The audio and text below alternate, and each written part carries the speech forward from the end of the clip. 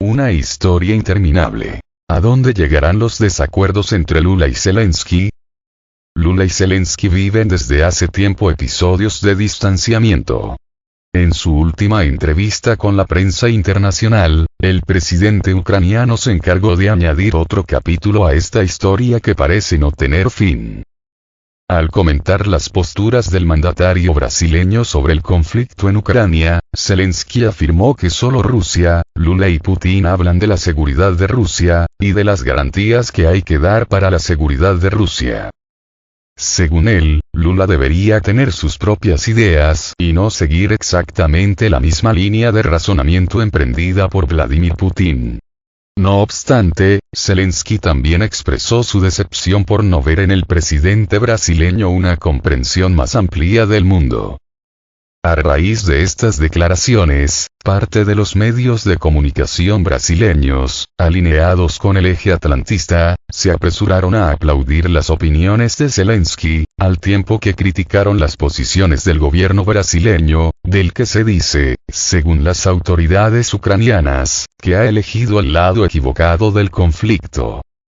De hecho, para algunos medios de comunicación de este país latinoamericano, cualquier lado en el que no esté Rusia se considera automáticamente el lado correcto.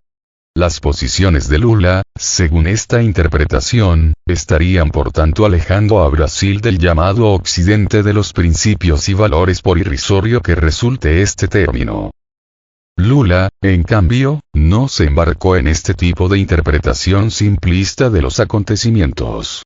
En su entrevista de 2022 con la revista Time, incluso antes de volver a la presidencia, ya había mostrado cierta desconfianza ante la cobertura mediática internacional de Zelensky, que aparecía con frecuencia en canales de televisión y foros de todo el mundo como si estuviera de fiesta, en palabras del presidente brasileño, como si participara en algún tipo de espectáculo. Para Lula, Zelensky debería haberse preocupado más por la mesa de negociaciones.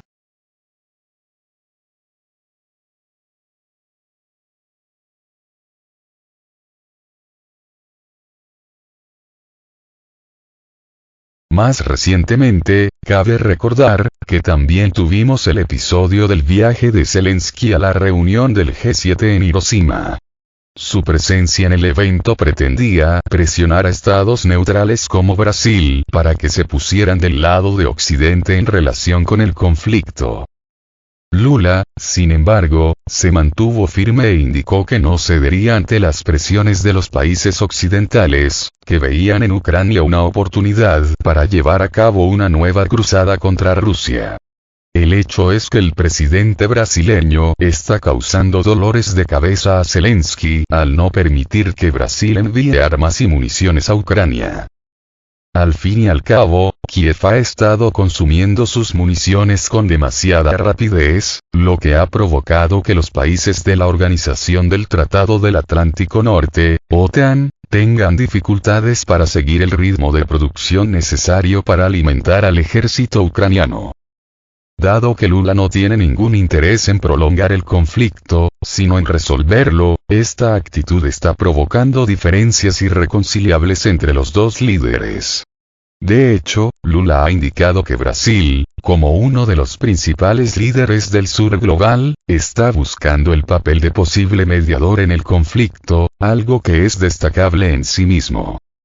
Aún así, cuando estuvo en la cumbre del G7, Lula intentó reunirse con Zelensky en 2 ocasiones, lo que no ocurrió debido a un desajuste de agendas por parte de la delegación ucraniana.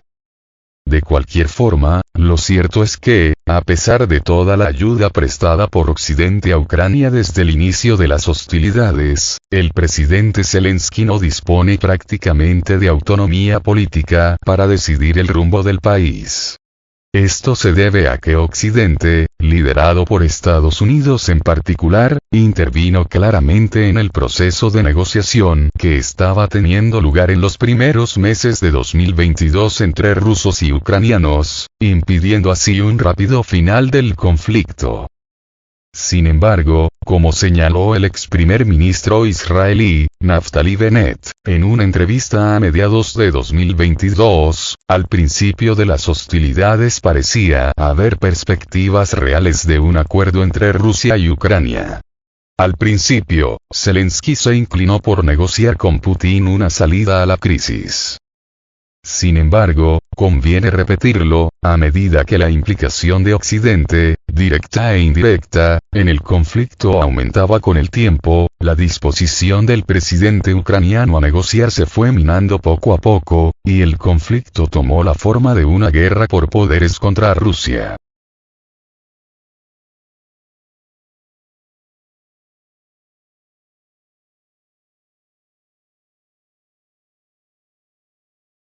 Además, las promesas de ayuda a Kiev por parte de europeos y estadounidenses han motivado a Ucrania a poner en marcha un proceso radical de ruptura con Rusia, proceso al que el propio Zelensky ha contribuido activamente.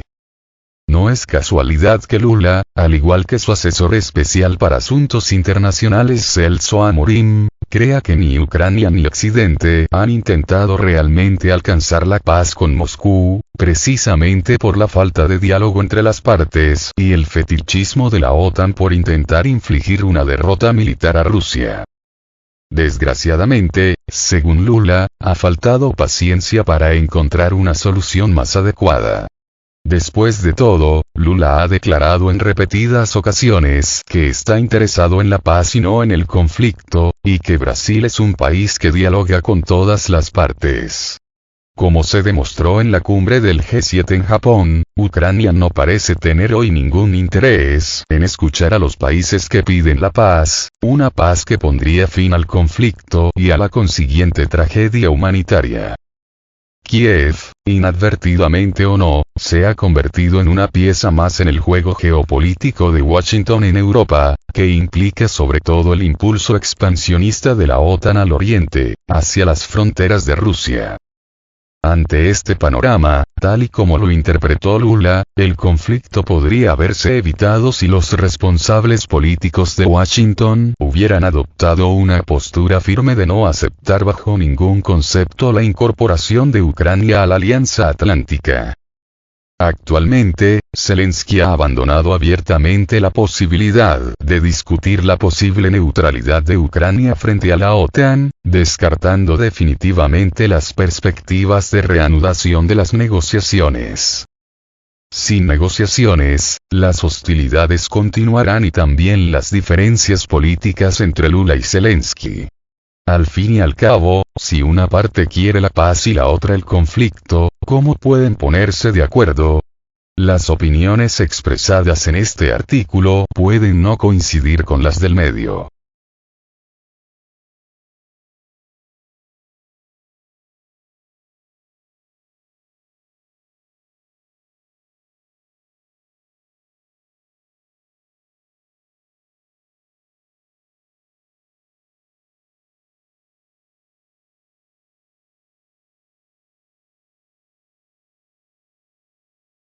Reportan que Occidente piensa preparar a Kiev para otra contraofensiva en 2024. Los políticos occidentales han empezado a especular sobre los preparativos de Kiev para una posible nueva contraofensiva la próxima primavera, consignó The Wall Street Journal.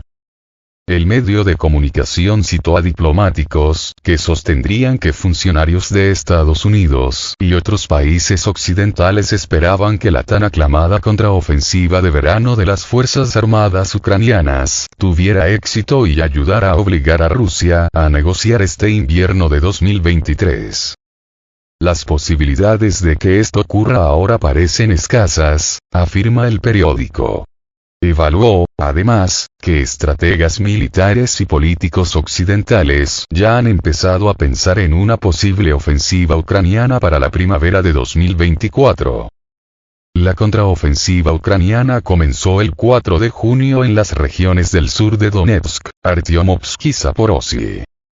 El mando de las fuerzas ucranianas lanzó a la batalla brigadas entrenadas por especialistas de la Organización del Tratado del Atlántico Norte, OTAN, y armadas con material occidental.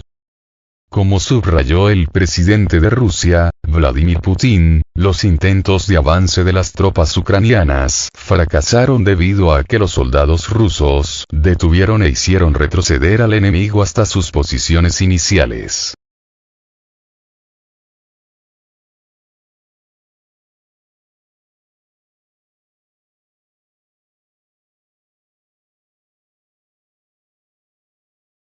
Según información de Moscú Concordia al 4 de agosto, Kiev ha perdido más de 43.000 soldados y más de 4.900 unidades de diverso armamento, incluidos 26 aviones, 9 helicópteros, 1.831 tanques y otros vehículos blindados de combate.